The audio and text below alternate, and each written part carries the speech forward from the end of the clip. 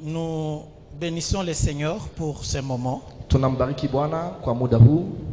C'est vrai, je commence à comprendre quelque chose, que dans les jours qui viennent, quand la Bible dit les gens auront besoin de la parole, mais ils n'en trouveront pas. Les choses vont se faire. Surtout pour nous qui sommes appelés au ministère et aussi on est travailleurs quelque part.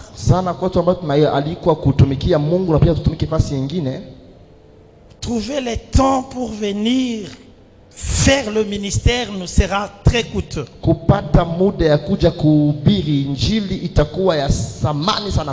Les organisations internationales sont en train de tout militer pour occuper l'homme au service. Et si l'église, nous ne prions pas aussi pour que Dieu disponibilise les serviteurs de Dieu pour son église.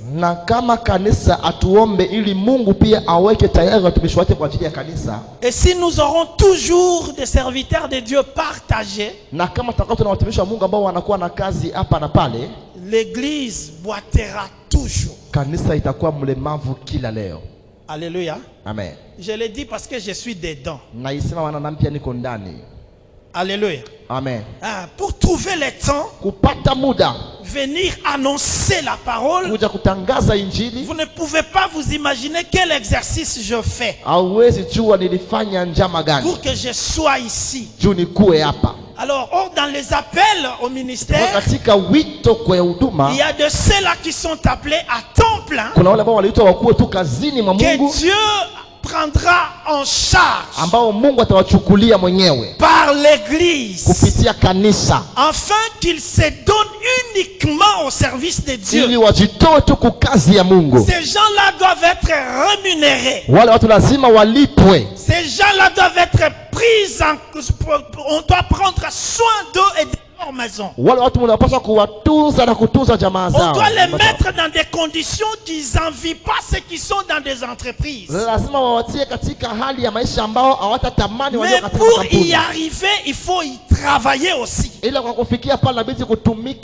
Parce que trouver quelqu'un qui doit travailler pour Christ et qui ne peut pas envier celui qui est en dehors, il faudra que l'église s'organise en matériel, financièrement et moralement. Sinon demain, ça sera tabou. Alléluia. Amen. Ça sera vraiment compliqué. C'est vrai que nous prions que nous, les serviteurs de Dieu, nous ayons le travail. Mais prions aussi que le Seigneur mette à part ces serviteurs qui seront pour l'église. Et pourquoi pas que l'église ait une vision de développer les activités comme source de production, afin de prendre en compte les autres serviteurs de Dieu. C'est pourquoi moi je suis contre ceux qui n'acceptent pas que l'église puisse avoir des activités dehors, des boutiques, des supermarchés, des écoles, parce que ça sera vraiment des choses qui vont aider les serviteurs de Dieu qui y travaillent, de ne pas faire les acrobaties comme nous. Je sais que le mercredi, on nous avait introduit sur un thème. Le thème qu'on nous avait introduit, c'était les baromètres de l'égarement. Les baromètres de l'égarement. Peut-être que tu peux te demander, mais pourquoi ce thème? Pourquoi l'égarement? Pourquoi les baromètres de l'égarement? Est-ce que devrions-nous vraiment chercher aujourd'hui à comprendre ou bien à être enseignés sur l'égarement? Je nous rassure que peut-être pendant la marche tu vas comprendre. Vous savez, lorsqu'on on se met dans une marche, lorsqu'on se met dans une compétition, on doit comprendre les enjeux de cette compétition. Si tu veux sortir vainqueur, si tu veux gagner une ligue, si tu veux gagner une marche, si tu veux arriver à réaliser un voyage, il faudra que tu te renseignes des choses, du pays où tu vas partir, de la route que tu vas emprunter, afin que tu t'y prépares moralement, que tu t'y prépares physiquement, que tu t'y prépares aussi même matériellement. La préparation physique, morale et matérielle vont t'aider à arriver au but. Alors si tu ignorais ces préparations, peut-être tu vas t'arrêter en cours de chemin, parce que tu ne t'es pas informé sur le chemin. Alors le baromètre de l'égarement va t'aider à comprendre la marche que tu as avec le Seigneur. Est-ce que sauras-tu vraiment la terminer? Arriveras-tu à la ligne d'arrivée? Parce que l'essentiel ce n'est pas de marcher, mais l'essentiel c'est d'arriver à la ligne d'arrivée. Non, l'important ce n'est pas être dans la vie chrétienne, mais l'important c'est rencontrer Jésus-Christ, c'est habiter avec Jésus-Christ. Oh, j'aime bien Matthieu qui dit il y a beaucoup d'appelés, mais c'est qu'il y a peu d'élus, des personnes qui vont habiter avec le Seigneur. Ils ne seront pas égales au nombre des appelés. Mais pourquoi Dieu devrait dire ça? Est-ce qu'il y a des choses que le Seigneur nous cache? Non, la Bible nous a tout montré. C'est à nous de nous en informer. Les baromètres, ça veut dire quoi? Le baromètre c'est un instrument qui permet à mesurer la pression, l'atmosphère du vent. C'est-à-dire ça nous permet de connaître à quel niveau hauteur le vent souffle, quelle vitesse. Parce que nous sommes appelés à prendre de la hauteur. Nous sommes appelés à nous élever de notre position. Parce que la Bible nous dit notre rencontre avec le Seigneur se fera dans le zèle. Donc la marche chrétienne, c'est une marche qui nous permet de quitter les bas vers les hauteurs. Est-ce que quelqu'un est avec moi là? La marche chrétienne, c'est une marche d'élévation. C'est-à-dire tu quittes les bas, ta nature humaine, ta marche humaine. Tu dois t'élever pour atteindre les hauteurs, atteindre la pensée de Christ, atteindre la perception de Christ. Alors le baromètre permet à mesurer la pression du vent que tu vas rencontrer lorsque tu t'élèveras, lorsque tu quitteras ta position initiale pour atteindre les hectares spirituels. Il y a une pression de vent qui souffle différemment de ce qui était trop bas. Est-ce que quelqu'un est avec moi là? Il y a une pression spirituelle. C'est-à-dire dès que tu commences une marche chrétienne, il y a une pression de la tentation, il y a une pression des épreuves, il y a une pression des sollicitations qui est différente de la pression que tu avais à ton point initial lorsque tu n'avais pas entamé la marche. Lorsque tu n'étais pas chrétien, il y a les tentations, il y a les épreuves, c'est bien. Mais lorsque tu t'élèveras, tu te diras que je vais vivre Christ. C'est-à-dire que tu commences à quitter la terre pour t'élever au niveau spirituel. Le baromètre va te permettre à comprendre quelle attitude comprendre. Quelle constitution physique il faut prendre? Quels sont les entraînements que tu dois t'y soumettre pour résister? J'ai dit que le baromètre a deux utilités. La première, c'est de mesurer la pression atmosphérique. La deuxième, c'est de mesurer l'altitude. L'altitude, le niveau de où tu es, et le baromètre va te montrer à tel niveau il y a telle pression du vent. Pourquoi c'est là? C'est pour que tu t'équipes, afin que tu prennes dans tes pensées l'équilibre de l'auteur que tu auras à franchir. Donc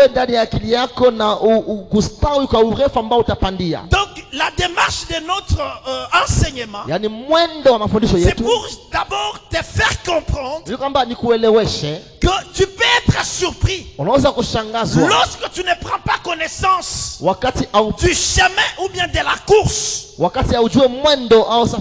la marche que tu entreprends avec le Seigneur. Tu peux être surpris te croyant en équilibre avec le Seigneur, cependant que tu es déjà égaré, cependant que tu es déjà de l'autre côté du plat. Alors c'est cette démarche qui va nous faire comprendre. Après on a dit l'égarement. Je voudrais bien lire une petite définition que j'avais trouvée très importante, qui peut nous enrichir au travers les mots que nous aurons à placer. On me dit ceci: l'égarement c'est quoi? L'égarement c'est le règlement des pensées au point de devenir incohérent. Le dérèglement. Le dérèglement de la pensée au point de devenir incohérent dans ses propos et ses actions. C'est-à-dire l'égarement, c'est l'incohérence des paroles, l'incohérence des actions par rapport à ce qui devrait se faire. C'est-à-dire l'homme pose d'autres actions que ce qui est demandé. L'homme place des paroles contraires à ce qui devrait être dit. La deuxième définition, c'est l'état court. C'est un état de courte ou bien longue durée, caractérisé par une perte de conscience.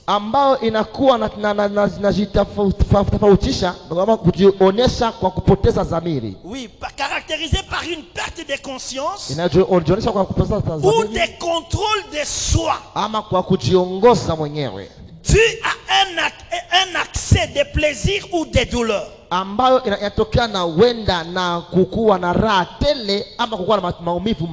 L'égarement, on dit, ça peut être provoqué par l'excès de joie, l'excès de bonheur, ou bien l'excès de douleur. Ces deux mots, bonheur et douleur, peuvent provoquer l'égarement dans une marche. Parce que tellement que Dieu t'a visité, parce que Dieu t'a béni tellement. Alors si tu n'avais pas pris de précautions au préalable, cette joie de bénédiction peut te faire égarer aussi du droit chemin, peut te faire quitter le christianisme. Tu resteras avec le verbe, tu resteras avec le verset, mais les pratiques, la marche, mais les actes que demande cette marche, tu te verras de côté. On a dit que c'est cette perte de conscience. La perte de conscience, ça veut dire que quelqu'un qui s'évanouit un peu, quelqu'un qui ne sait plus tenir les bons à cause de l'excès de joie. Mais de l'autre côté, on nous dit l'égarement peut être provoqué aussi par un excès de douleur, un excès d'échec. Lorsqu'on prie, on ne voit pas les résolutions. Lorsqu'on prie, on reste toujours malade. Lorsqu'on prie, ta situation ne change pas. L'accumulation de ces douleurs, de l'échec des réponses à tes prières, peuvent aussi t'égarer, peuvent t'empêcher à te maintenir dans le vrai. Tu vas commencer à porter des doutes sur les dieux en qui tu as cru. Tu porteras des doutes sur les mots, les Jésus à qui tu as cru. Tu vas commencer à savoir, à te demander, peut-être les autres qui sont répondus, ce n'est pas Dieu. Ça doit être aussi les féticheurs. Alléluia. Amen. On dit les baromètres de l'égarement dans ta marche spirituelle. Oh, vous savez, c'est dans le christianisme que les gens ne réfléchissent pas. Vous allez m'excuser de tous les mots que je vais placer. Je vais assumer, mais je vais m'assumer. Parce qu'on parle, c'est entre l'église. Vous savez, s'il y a des fainéants, s'il y a des paresseux, venez les chercher dans l'église. Parce que le christianisme est devenu comme une drogue. Les gens entrent pour s'y droguer. Ils y viennent non pour vraiment chercher le véritable christianisme, mais nous y venons parce qu'il y a d'autres qui y étaient. Et ces d'autres qui y étaient, ils n'ont pas pu travailler dans ce christianisme pour laisser des principes, pour laisser des disciplines, pour laisser une éthique qui feront à ce que ceux qui viendront après nous, qui trouvent déjà des bases.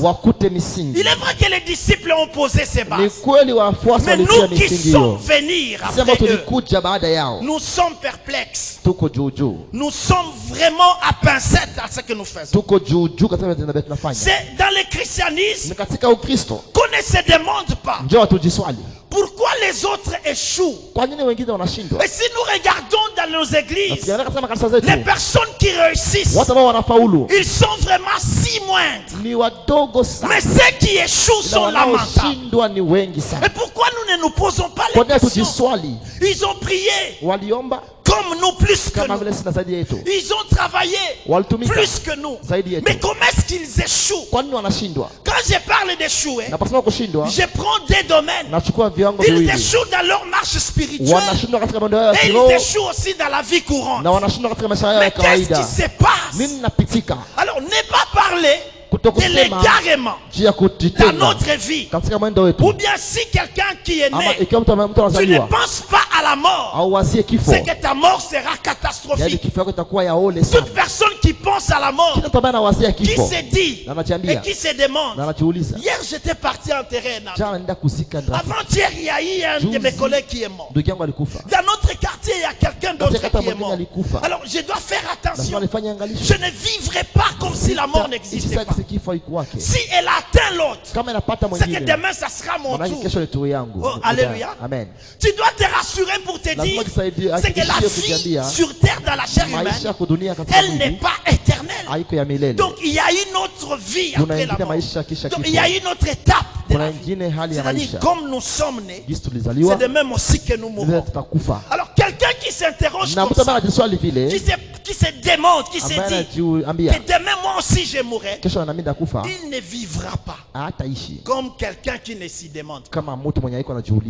Alléluia. Amen. Il ne vivra pas comme cela. Il aura des principes dans sa vie.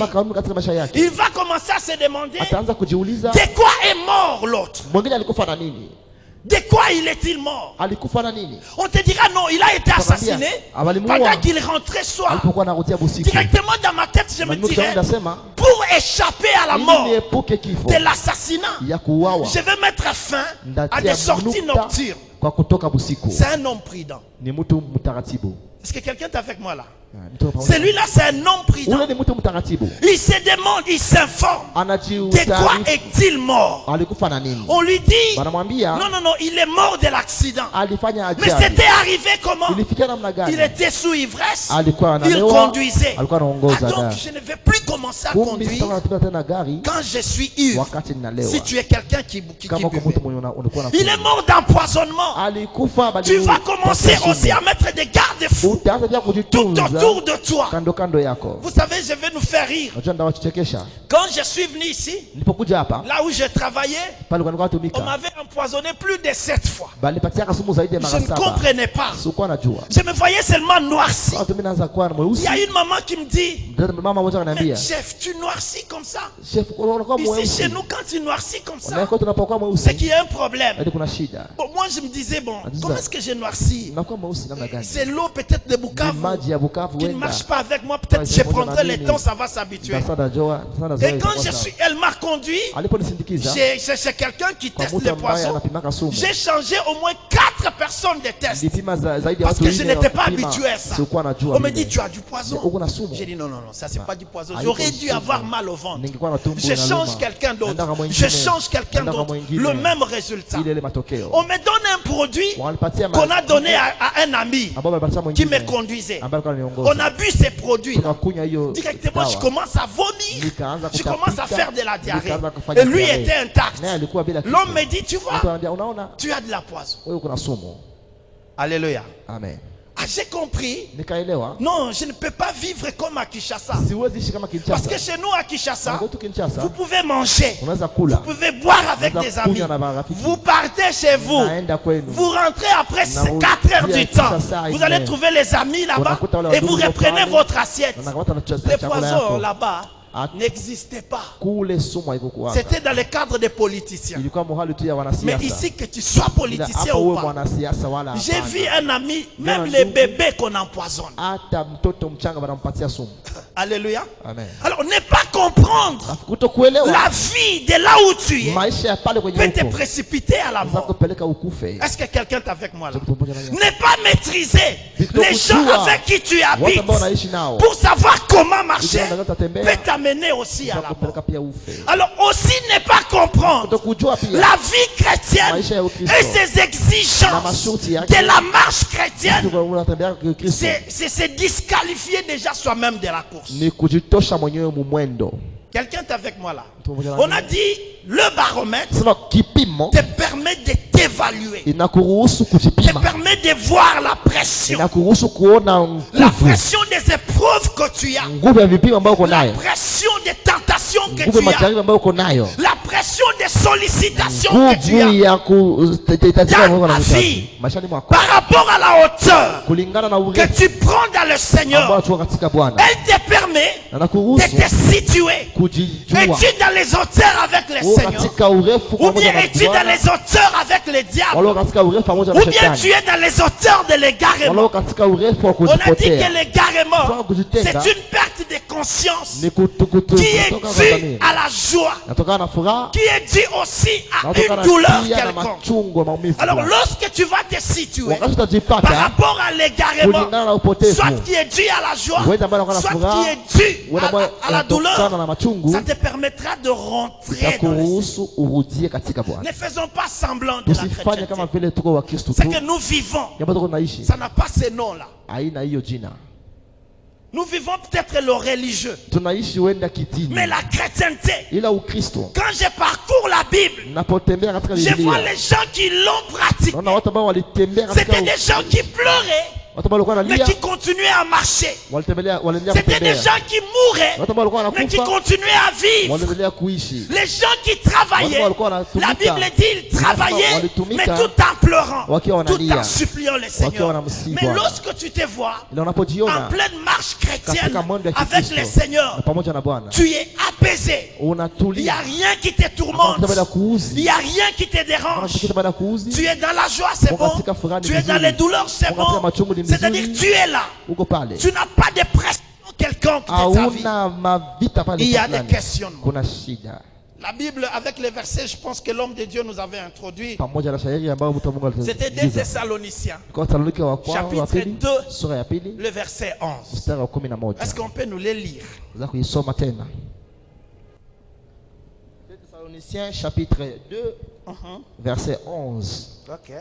Nous lisons la parole du Seigneur dans le nom de Jésus-Christ. Aussi Dieu leur envoie une puissance d'égarement. Aussi Dieu leur envoie une puissance d'égarement. Pour qu'ils croient au mensonge. Pour qu'ils croient au mensonge. Alléluia. Amen. Alléluia. Amen. Non, si vous prenez ça comme ça peut te troubler. Mais pour que le Seigneur envoie cet esprit d'égarement. Dans d'autres versions, on dit la puissance d'égarement. Parce que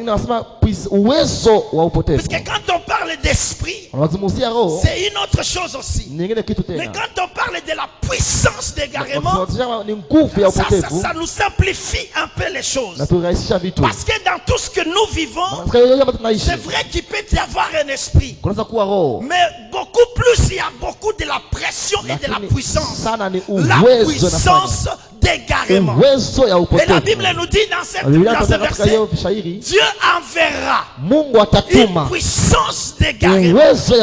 Une puissance d'égarement sur une catégorie de personnes. Quelle est cette catégorie de personnes à qui Dieu enverra une puissance d'égarement? Mais si Dieu est amour, mais pourquoi il peut envoyer une puissance d'égarement? Pourquoi?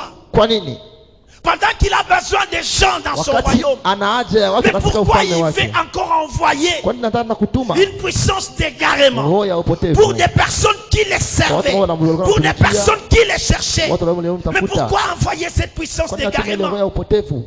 Parce qu'il y a des choses que Dieu remarque, que nous ignorons des forces, que nous ne cherchons pas à connaître. Mais nous voulons vivre comme si c'est nous qui sommes les créateurs de les insinuateurs de cette marche. La marche chrétienne, elle a été posée déjà d'avance. Et ce que nous faisons, la Bible nous dit, avec le Saint-Esprit, il nous conduit dans toutes les vérités. Donc c'est vrai, nous marchons. Mais quelque part, il y a des vérités dans lesquelles nous devons marcher. C'est comme quelqu'un qui veut faire pratiquer un sport.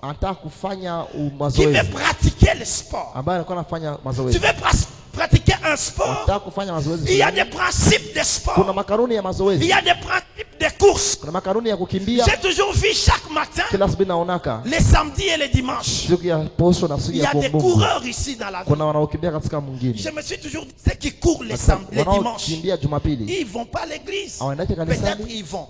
Mais quand ils courent, un autre jour j'étais là, j'ai questionné les gens qui passaient. J'étais venu en faire entrer les enfants à l'école. Mais j'étais curieux de voir des filles, des papas en train de courir les dimanches. J'ai interrogé 7 personnes. Quand vous courez les dimanches comme ça matin, vous n'allez pas partir à l'église? Il a pris 2 personnes qui m'ont dit, je l'ai fait pour le maintien de mon équilibre. Je l'ai fait pour le maintien de ma santé. Mais vous ne choisissez pas un autre jour. Il dit non, moi je travaille jusqu'au samedi. C'est le dimanche que j'ai mon temps pour m'occuper de ma santé. Donc c'est-à-dire un autre sport peut être pratiqué pour se maintenir en équilibre, pour se maintenir en bonne santé. Et d'autres, ils le font. Il dit nous le faisons parce que nous avons vu les autres le faire. Ça nous a intéressés. Donc celui-là qui court, ce n'est même pas pour une compétition, ce n'est même pas pour sa santé, mais c'est pour un mouvement. Le mouvement les pousse à courir. Elle se donne de la peine de se réveiller le matin parce qu'il y a des amis qui courent. Oh, alléluia. Parce qu'il y a des amis, c'est à la mode. Les gens courent en sigibant. Alors cette personne, ce sont des personnes à risque. Parce qu'avant de courir, avant même de s'entraîner dans un sport, tu dois te faire des checkings. Si nous sommes dans un pays organisé, est-ce que le battement de ton cœur permet à faire de ça?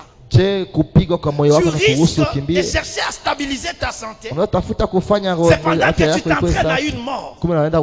Est-ce que quelqu'un est avec moi là? Donc les copier, les habitudes yakuiga peut t'entraîner à la mort. Parce que tu n'as pas pris, tu n'as pas compris, tu n'as pas écouté ton corps. Est-ce que mon corps est habilité à pratiquer tel sport? Tu peux te retrouver que plus tu le fais, et plus tu tombes malade.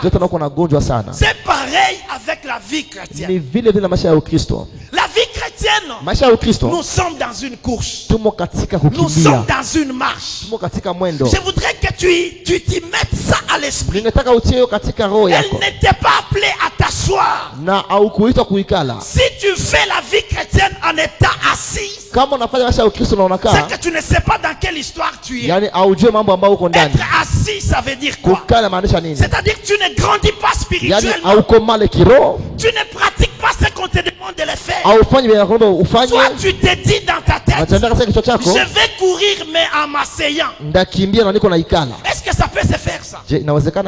Alléluia. Amen. Munasirika. Vous êtes fâché? Non, on est en train d'entrer, on veut avancer. Vous savez, l'église, si nous ne prêchons pas bien, nous aurons des problèmes demain. Le christianisme aura des difficultés demain. Vous ne pouvez pas entrer dans le christianisme en ayant une pensée de te dire, d'abord le christianisme c'est une course. Le christianisme c'est une marche.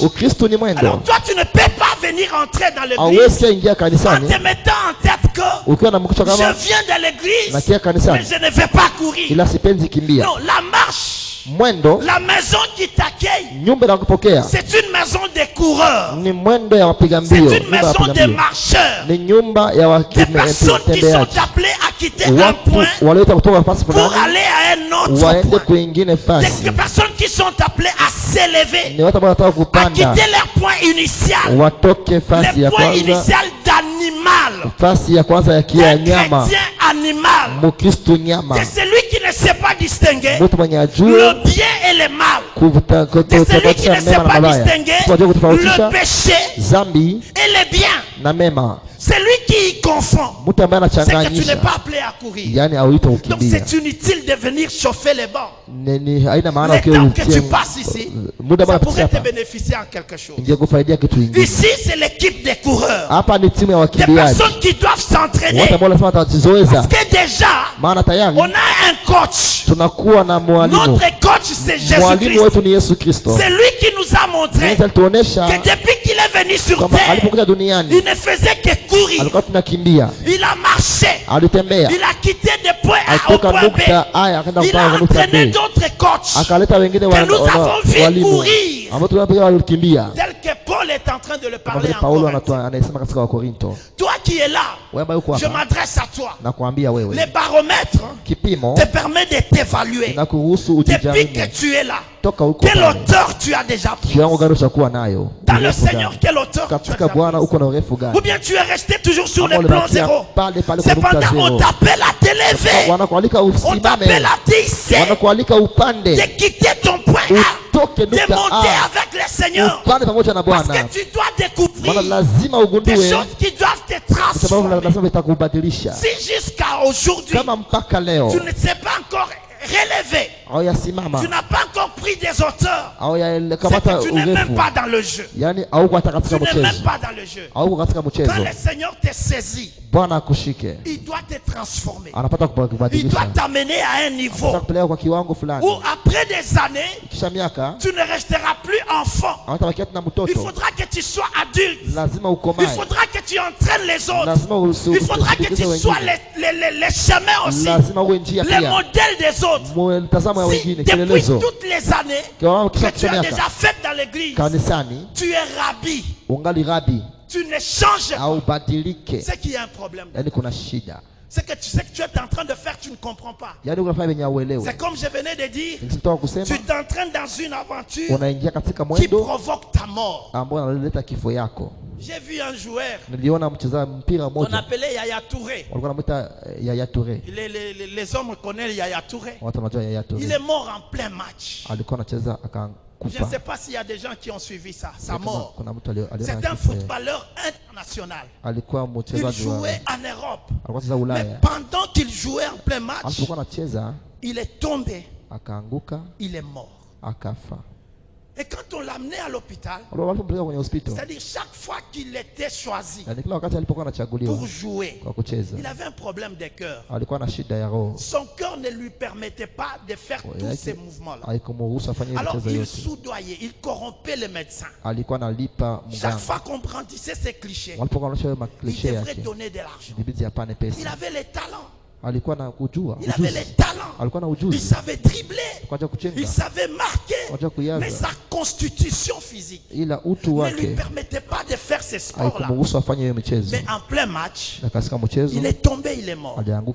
On a arrêté et le médecin soignant et son entraîneur parce qu'il devrait connaître l'état, je ne sais pas, on appelle ça sérologique de ces messieurs. Alléluia. Oh, alléluia. Amen. Alléluia. Amen. Alléluia. Amen. C'est ainsi aussi avec la vie chrétienne. C'est-à-dire quand nous y entrons, nous devons nous informer. Mais Dieu a disponibilisé toutes les informations possibles de la vie chrétienne que nous voulons, que nous choisissons. Elle t'a dit, pour y entrer, il faut être à mesure d'abandonner et de se sacrifier. L'abandon et le sacrifice pour maintenir l'équilibre dans chaque étape des niveaux que Dieu va t'élever. Il faudra maintenir l'équilibre. Mais pour arriver à y maintenir, il faudra t'exercer. Pour que ton esprit habitue. T'exercer pour que ton corps s'y habitue. T'exercer pour que ta conscience y prenne goût. Mais si tu ne fais pas ça, tu n'es pas enseigné à ces choses. Tu viendras pour t'entraîner en perdant ton temps, mais pour te condamner encore plus davantage. Elle n'est pas ce qu'on nous a prêché. Elle n'est pas ce qu'elle nous a fait croire. Que si nous venons seulement et nous croyons seulement et nous sommes sauvés. Non. Être sauvé a des conditions. Être sauvé a des prix à payer. Le salut est gratuit. Mais le maintenir, ce n'est pas gratuit. Est-ce que quelqu'un est avec moi là? Maintenir le salut que Dieu a mis en toi, ce n'est pas gratuit. Si c'était gratuit, on n'allait pas venir ici. Si c'était gratuit, on n'allait pas gêner. Si c'était gratuit, on n'allait pas s'exercer à des prières intenses. On n'allait pas se donner des disciplines parce qu'on avait déjà cru. Mais le Seigneur nous dit, après avoir cru, il y a encore des choses à faire pour te maintenir dans l'équilibre. Est-ce que quelqu'un est avec là? Tu ne fais pas ça. J'ai plaint ta présence. Tu ne fais pas ça. Tu es dans un mouvement que tu ne comprends pas. Tu es dans un mouvement qui va te faire pleurer demain. Mais elle nous demande à nous maintenir. Parce que tu ignores tes choses. Parce que tu vis la vie chrétienne comme toi tu les penses. Comme toi tu l'imagines. Comme bon te semble. La Bible dit, il va envoyer un esprit d'égaré. Dieu va envoyer une puissance d'égaré. Afin que tu t'égares. Parce que tu n'as pas pris place, tu n'as pas pris plaisir à connaître. Nous allons prendre un petit verset qui va nous faire comprendre quelques termes qu'on peut expliquer bien si Dieu nous prêtait vie les dimanches. 1 Corinthiens chapitre 9. C'est quelque chose qu'on a l'habitude de prêcher. 24 à 27. J'aime bien ces versets. Peut-être moi je les comprends mieux parce que je suis sorti dans le sport. Alors comme je suis sorti dans le sport, je connais les exigences des sports. Alors quand moi je lis ces versets, je ne les comprends pas comme un inapte. Un inapte ne va pas bien comprendre ces versets. Mais c'est lui qui pratique du sport, qui sait les douleurs que produit produit les sports, les douleurs des conditions physiques. Quand je vois mon interprète bien castard là, demande-lui les secrets de se maintenir comme ça. S'il ne se soumettait plus aux exercices, comme moi. Il sera comme moi. Alléluia. Amen. Oh, alléluia. Amen. Ne le voyez pas comme ça. C'est l'ensemble des disciplines.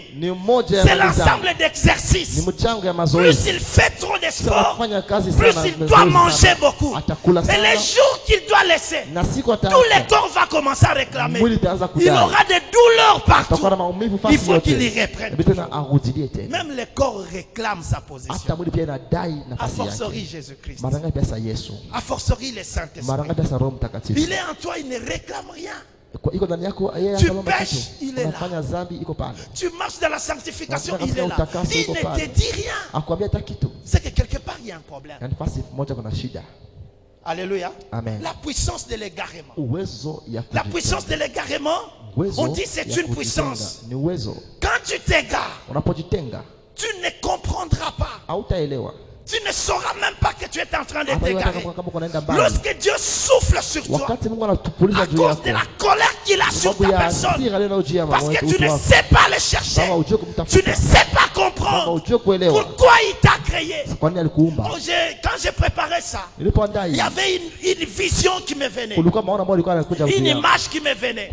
Est-ce que vous savez que chaque personne qui est ici, il est le produit d'une réussite. Toi qui es là, quand je te vois dans la chair, c'est que tu as été le produit d'une réussite, d'une course que tu avais gagnée. J'ai toujours vu dans la fécondation de l'ovule.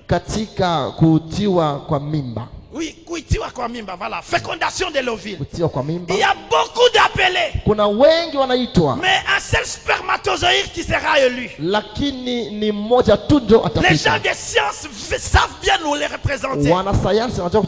Pour qu'un enfant naisse, ce n'est pas un spermatozoïde qui était sorti, mais il y avait beaucoup de spermatozoïdes qui devraient courir, comme Paul nous l'a dit, qui devraient courir pour remporter le prix. Mais parmi les spermatozoïdes, il n'y aura qu'un seul qui va remporter. Celui qui sera le premier à féconder l'ovule. Et directement l'ovule se ferme. Aucun autre ne pourra entrer. Donc toi là, tu as été un vainqueur.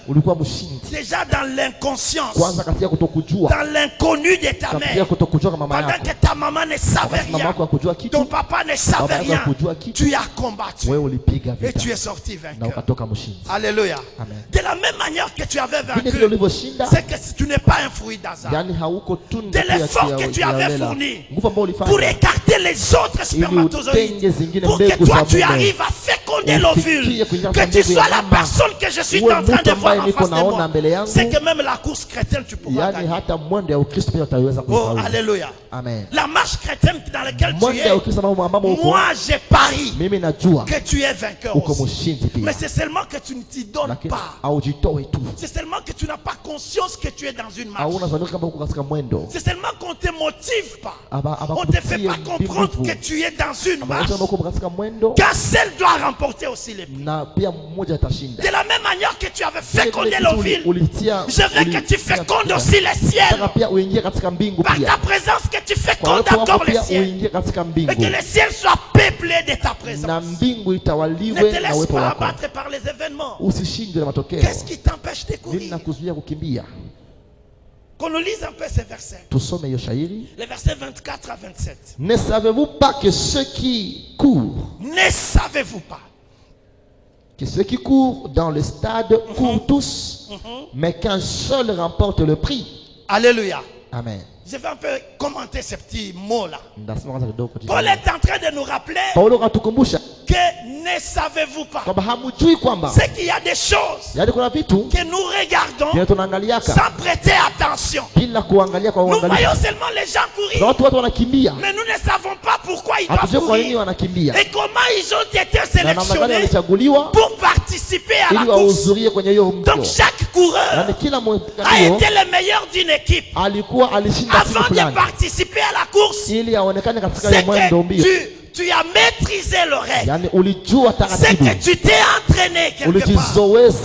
Tu ne pourras pas y être comme ça enfin. Tu ne pourrais pas y participer si tu n'as pas été sélectionné. Or, pour devenir chrétien, Christ nous sélectionne. Est-ce que quelqu'un est avec moi là?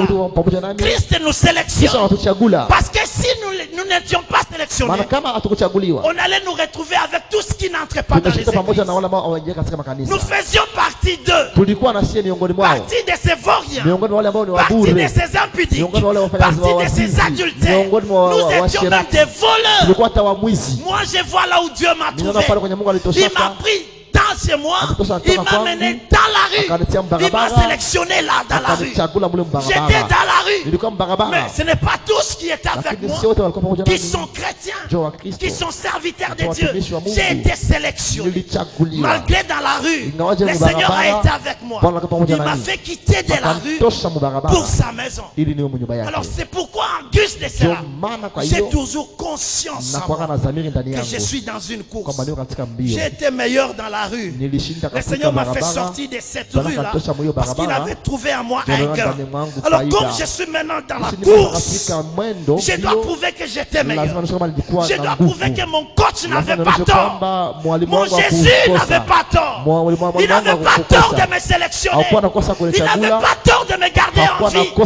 Dans tout ce que j'étais, dans lequel j'étais, je ne suis pas mort par une balle. Je ne suis pas mort parce qu'on m'a lapidé. S'il m'a préservé, puisqu'il a confiance en moi. Est-ce que quelqu'un est avec moi là? Et quand il m'a pris, il me met dans un stade où je dois faire maintenant la compétition. La compétition céleste. Alors quand on te choisit, on t'entraîne. On t'entraîne. On te donne les principes de règles. C'est ainsi que Paul a commencé par dire, ne savez-vous? C'est qu'il y a des choses que vous devez savoir. Avant de courir, il y a des choses que vous devez savoir. Alléluia. Amen. Il ajoute, il dit que tous qui courent, ils courent pour remporter un prix. Mais ce n'est pas tout ce qui arrive. Il faudra qu'un seul. Je vais dire à quelqu'un, dans la course où tu es, avec les chrétiens qui sont tout autour de toi, ne pensez pas qu'ils sont tous d'accord avec toi. Écoute, quand on est dans la course, tous on est des rivaux. Tous on est des rivaux. Même si on s'est salué, même si on s'embrassait, je sais que tu es là pour me battre. Alors, ne sois pas étonné de voir que la personne avec laquelle tu cours avec dans les stades va devenir l'occasion de chute pour toi. Si tu n'es pas préparé, tu vas abandonner la marche. Parce que tu ne croiras pas. Comment on est dans une même équipe, il veut me faire tomber. Pourquoi? Parce que lui il veut gagner. Alléluia. La Bible dit, la course elle est personnelle. La couronne qui nous attend elle est personnelle. Les trophées, il n'y a qu'un seul qui sera couronné. Alors mets-toi en tête que c'est toi. Alors ne t'étonne pas. Ne fais pas confiance trop. C'est la personne qui est à côté de toi. Parce que cette même personne peut te dissuader de la marche. Si nous ne sommes pas enseignés de ces choses, c'est pourquoi vous allez trouver, nous sommes dans une même église, quelqu'un quitte l'église parce que l'un de ses frères, parce que l'une de ses soeurs a parlé de mal de lui. Alors comme tu n'étais pas préparé pour courir dans la course, tu n'étais pas entraîné pour avoir du muscle. Parce que plus tu t'élèves, plus le baromètre va te montrer la pression du temps. Je venais de dire ceci. Lorsqu'on s'élève tout petit peu de la terre, la pression du vent change. Les tentations changent. Les réclamations changent. Ça devient si fort forte que quand tu étais au point zéro. Donc c'est-à-dire, la vie chrétienne nous fait quitter le point zéro pour aller au point 1 et 2. Et plus je vais avancer, plus les tentations seront nombreuses, plus les combats seront forts, plus les sollicitations seront fortes. Quand on n'est pas préparé, on abandonne la course. On abandonne. Je vais dire à un champion, pareil que tu as gagné comme spermatozoïde pour devenir homme. Je parie que dans ta course, tu vas gagner pour quitter homme et devenir esprit avec Jésus. Devenir l'être supérieur du corps. La Bible me dit ceci: quand Jésus est mort, qu'il est ressuscité, on le voyait dans la vie du corps, mais on ne pouvait plus les toucher. À chaque moment qu'on il dit non, j'ai revêtu un autre corps. Moi je veux que tu ailles à la course des revêtements d'un autre corps, des revêtements d'une autre identité. Mais pour y arriver, notre coach nous a montré, il a été persécuté, mais il a enduré dans la marche parce qu'il connaissait la marche. Il a été flagellé, il a continué dans la marche sans pour autant arrêter. Il a été trahi, il a été vendu, il a pardonné ses personnes, il a continué la marche.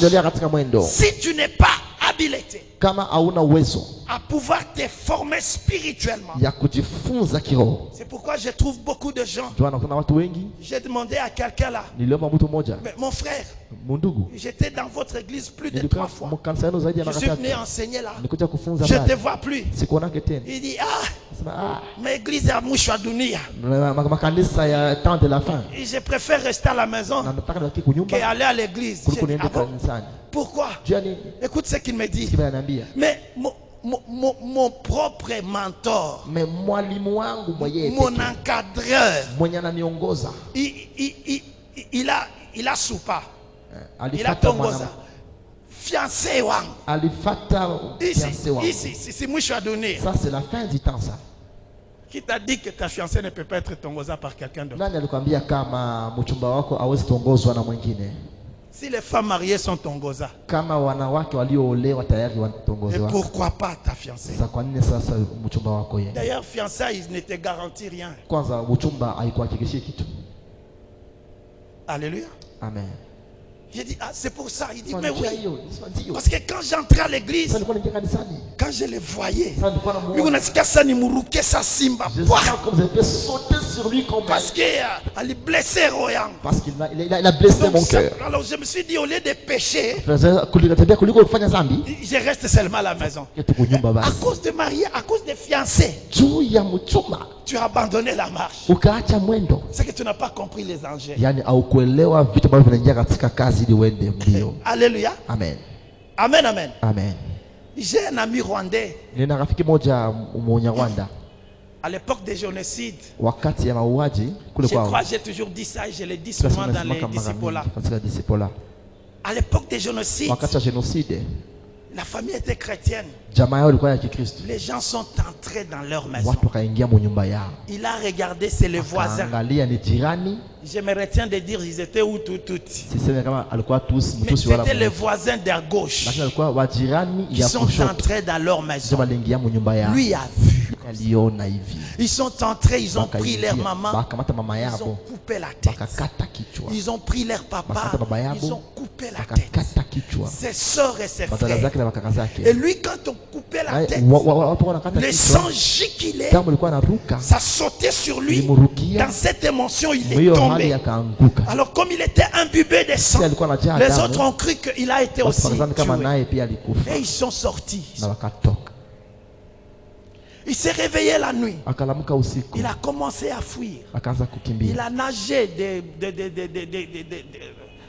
du Rwanda jusqu'ici. Il est allé habiter quelque part. Après 10 ans, le Seigneur l'a rencontré. Il est rentré au Rwanda. Qu'est-ce que le Seigneur lui demande? D'aller évangéliser l'assassin de sa famille.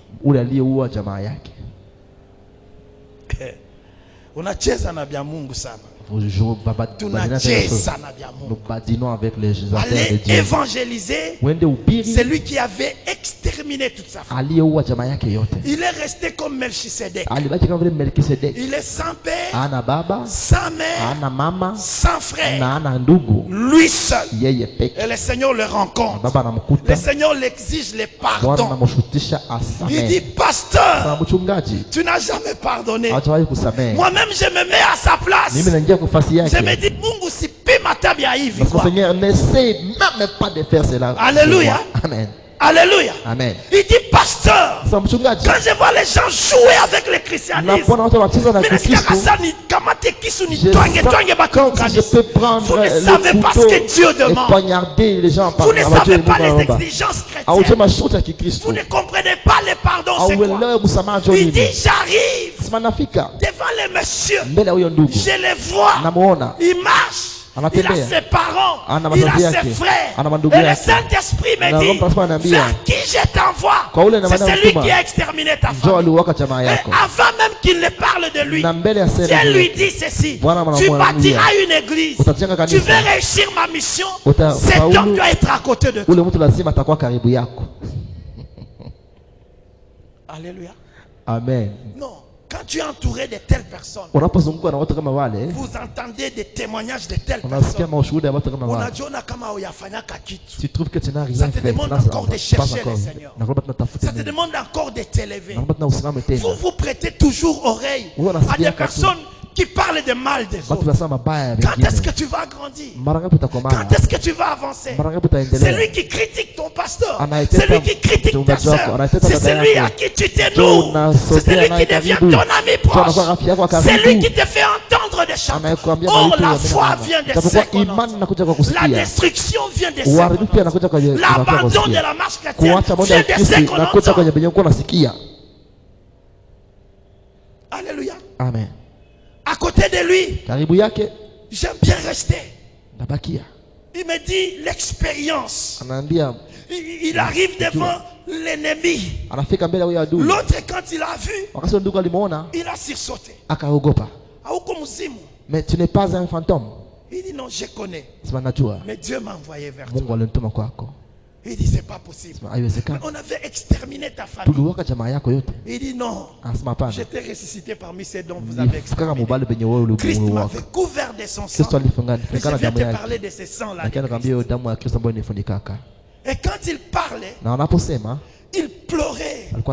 Il avait la guerre entre la vengeance et le pardon.